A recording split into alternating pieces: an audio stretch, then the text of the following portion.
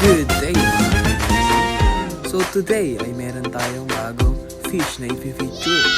Tara! So sila ang Corydoras catfish o tinatawag natin kadalas na Cory. Isa silang catfish na sobrang liit na matatagpuan sa South America. Okay? So meron silang more than 160 species. Ang dami nun guys. At marami pang hindi nakaklassified. So nagre-range sila sa 1 to 3 inches long. Alam nyo rin ba na ang katawan nila ay armored? So napaka-hardy fish talaga nila.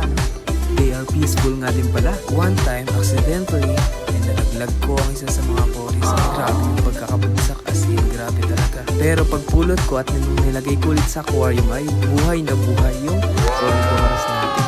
Kaya nung sumunod na paghuli ko sa kanila ay nagdodoble ingat na po tayo syempre. Wow! Anyway, dito po sa tanks natin meron po tayo ditong long fin, meron po tayo ditong normal fin, at meron din tayo ditong high dorsal.